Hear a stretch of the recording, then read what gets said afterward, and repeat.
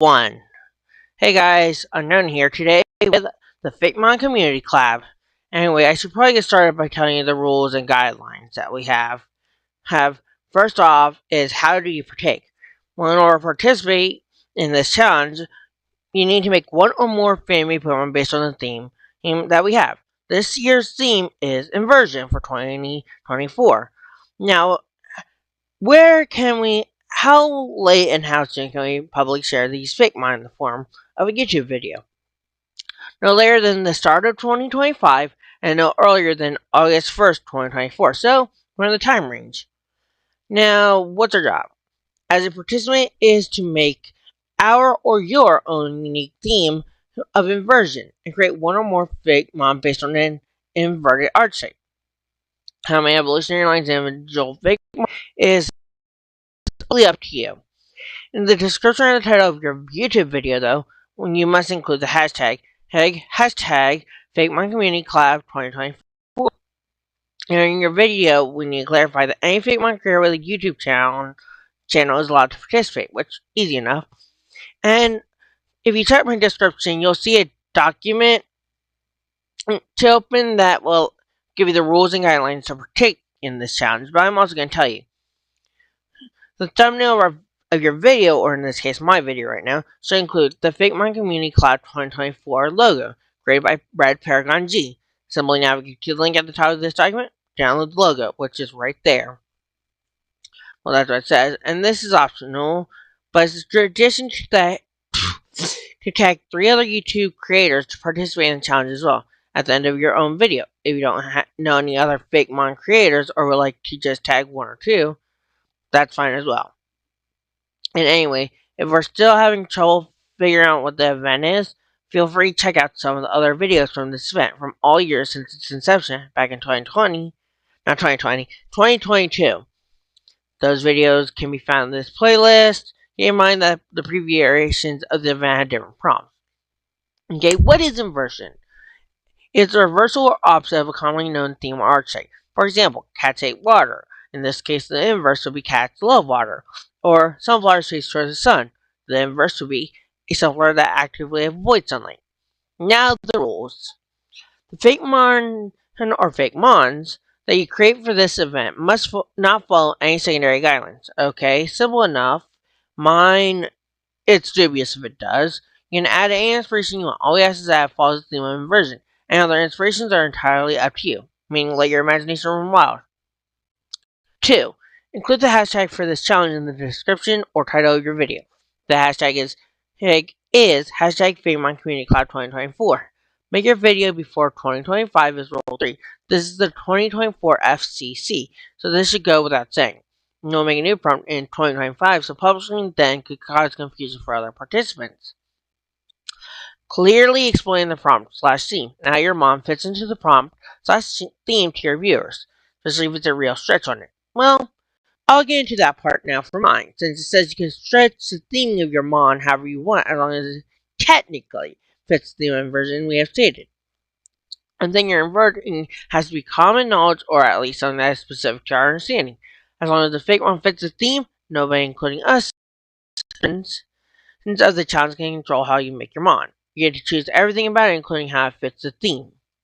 Well, as you can see from what I've done, we have Toothless and Hiccup in this case. How are they in inversion? Well, look at the Vikings in How to Train Your Dragon. Stoic, Astrid, Hiss, Not Loud, Fish Legs, Rough Nut, Tough Nut, Gobber. All are brutish in a way. They use their muscles over their head most of the time. Astrid being an exception to that rule. And Fish Legs too. But he's also brawny. Well, not he's more brains than brawn, but he's bulky, unlike Astrid, who is skinny. Rough Nut, Tough Nut, also skinny as heck, but a case scenario of they're crazy enough to be Vikings. But where does that leave Hiccup in this? Well, Hiccup is skinny and brain smart. Heck, even street smart to a degree. But don't let that fool you in this case, because that's actually an inverse of what they're showing us most of them are. Big brutes who are good at fighting. Hiccup, not that good. But in the movie, he shows us that he can fight. And by doing it a different way. he fights by befriending. He befriended Toothless, something that was seen as taboo, or the inverse of what they should be doing, killing dragons. Now, how does that play into this? Well, if you think of Vikings, you tend to think barbaric, brutes, pillage and steal. But Hiccup actually does the opposite. He befriends, he shares. He doesn't pillage. Heck, the most pillages is the fish to get to Toothless, and it's debatable about the scrap metal he uses along with leather. But if you think about it, he's the opposite, an inverse of the common Viking. But then that leaves Toothless. How is he an inverse? Let's get into that real quickly. Look at dragons in media. They're commonly seen as greedy, having hordes, herds, and not following any commands. Well, all the dragons follow the command of the queen in this case. But that's where something comes up. He doesn't seem to do that. Yeah, he follows her spell once or twice. We don't know if he was that way for long, in the movie, or if he was just his own dragon. He seemed to blow things up, not steal. Where the other dragons stole for the queen, a greedy dragon. The other dragons can be seen as greedy throughout the movie until it reveals they're not. So what does that bring us to? Well, he's the inverse of a regular typical dragon. Not big and bulky or brawny and scary. No, he's sleek, he's cute, he's fast, not well, he's also powerful, yeah, but when you get down to it, he's the inverse of a regular dragon. We see greedy, not evil, not a brute monster. Instead, he does the opposite of what the dragons do. He, in a way, befriends Hiccup also. He shows emotion, where most dragons aren't seen showing emotion throughout the film until later on when we start seeing things through Hiccup's new eyes, and in a sense, Toothless's too. So that's how it fits the theme, if you ask me. They're both inverse of their own society and the theme their society is about. Whether it's pillage and steal, be a big strong brute, or just be strong and able to fight. No, Hiccup's the opposite, the inverse. He's skinny, smart, and actually doesn't act brutish whatsoever. It's the only time he really even kills is the Red Death. Now, what about Toothless? Like I said, he's opposite. He's not greedy. He's willing to share his food for the most part, except for with terrible terrors. But most people, even though they find him cute, if you look at the dragons, they just find him more annoying. So that kind of makes sense then. So where does that bring us? As well, there's that part. Now for 6, it's a rule without being a rule. They say we urge you to watch other videos for this challenge so you don't have overlap themes. Well, yeah, that makes sense. If you see the challenge and work on an inversion, but someone swoops in and does it before you, well, we aren't going to ask you to remake it from scratch. Just at least have a different interpretation. That is the only excuse for overlaps. I don't see it as an excuse. I see it as a reason, as we'd like to see the creativity and uniqueness here. And 7, post a link in the description to this document, so willing participants can read the information, read the rules, watch the videos of other participants, and even past year's episodes and spread it to everyone, so they can join in on the fun. So that brings us to the final rule. The final and most important rule is to have fun.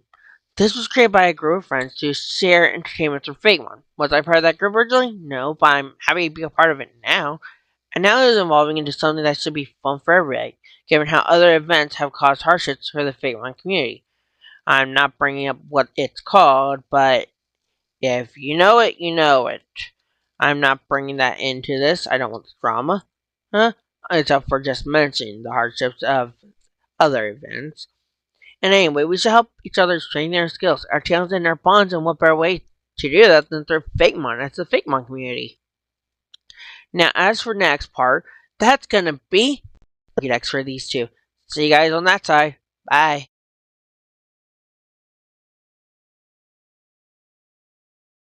We'll start off with these two's names. Basically, the first one on the right is Hyasing. While the one on the left is Nyandagon. Nyandagon is an electric dragon type, where Hyasing is a normal psychic type. Hyasing's origin is actually Hiccup, Vikings, and Peacekeepers, while Nyandagon's origins are Toothless and Alpha Mode Toothless. The diet for a Hissing is actually an omnivorous diet, eating mainly fish, but will eat plants and meat too, while a Nyandagon it will eat fish and meat. Now, will there be some plants? A little bit, but not many. Now, as for the habitat of both, you'll most likely find a Hissing in a forest or cove, if not in a village. It's full of other Viking-like Pokemon. But majority of the time, it'll be a cove in a forest. Just like a Nyandagon, you're most likely going to find alongside a Hissing in a cove in a forest. If you catch one, you'll most likely catch both. Now, as the weight of both, Hissing is 5 feet and weighs 100 pounds, while a Nyandagon is 7 feet in tall, or technically in length, they're 7 feet, and they weigh 250 pounds. Now, as for the gender ratio for both, they're both 100% male. No females of either of these species. Now, as for the stats of both, I will say this. I am horrendous with stats. Okay, I will not lie. I am horrendous with giving stats and bouncing. But anyway, Nyandagon has 75 HP, 75 attack, 25 defense, 200 special attack, 25 special defense, and 200 speed. That is Nyandagon's. Whereas a Hissing actually has 100 HP, 50 attack, 100 defense, 50 special attack, 100 special defense, and 100 speed. Now, as for the etymology of their names, we have for Hissing is Hiccup, Peace, and Viking, while Nyandagon is Night, Thunder, and Dragon. Hissing's moves are actually psychic type moves with an actual move of Fire Lash, but has two new moves called Make Peace and Dragon Soul. Now, to explain what those moves are, is Make Peace is a status, easy enough, raise both defensive stats to max for the user and allies, while Dragon Soul is another status move. The user becomes part Dragon type and gains a secondary Dragon stab on normal type attacks. Whereas Nyandagon, who learns Electric, Dragon, and normal type attacks, also learns Plasma Bolt. Plasma Bolt is a special move with a 60 base damage. Thing is, it's also 100% accuracy, and the 60 may seem low, but it's actually a case of attacks twice in a row. The user sharply inhales before blasting in quick succession. As for abilities, he has Scrappy and Peacekeeper. Peacekeeper is a new ability for which deals with when attacked, there is a 50% chance for attacks to not hit. Meaning you get free dodge with your regular miss chance, but also add on 50% to that miss chance of being attacked. So say someone uses Blizzard. It's going to have a negative at that point if my knowledge of how the math works is correct from watching Wolfie Glick. Sorry. Hey. So, but there's also a case of Nyandagon, who has Lightning Rod as an ability, but also Alpha Mode.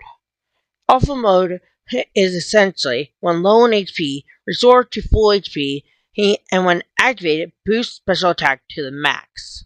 Now, we're ready for their dex entries. Hissing are often born into a tribe of dragon-hating Pokemon. In order to survive, they find their bond in Nyandagon, while keeping them a secret in order to one day make peace. But as for a Nyandagon are a typically peaceful species of Pokemon, and only react violently when their bonded Hissing is in danger, which can be often. Nyandagon will share food with their Hissing. Anyway, hey guys, you get to now see me! Unknown. Anyway, this isn't just for the Fakemon Community Collab. It actually lined up with Smallest for the Frag Magic Challenge. As for what's next on this part, I'm going to be providing a shout out to 3 different channels like we can. So, let me look at what they are right now, because I have some of them on me. Okay, so we have It'd be Charlie from the Voyar region, who is called It's Charlie. ITZ space CHARLIE. Next, we actually have Aurora the Fox. They have yet to tell me their name of their channel, so I'll link that in the description with It'd be Charlie. And then one other person who I want to bring into this case scenario and have fun with, who they introduce everyone to, is gonna be, let's see. There is Angel, who has a YouTube channel, but I don't see it. So let's see if Yoga does. Has two members of the Voyard region in this case. So where is Yoga? Give me a moment, everyone. I'm doing this as may not seem professional, but honestly, when have I ever been that professional if we really get down to it? Oh, there's Scarlet, who I also know has one. Well, I thought they did. I might have been wrong there. Let's see. I'm trying to find Yoga in this case, because I know a few people are already doing it, and I don't want to tag them out all of a sudden. So Yoga has one called Little Yoga Man. Anyway, I'll see you guys next time. Bye.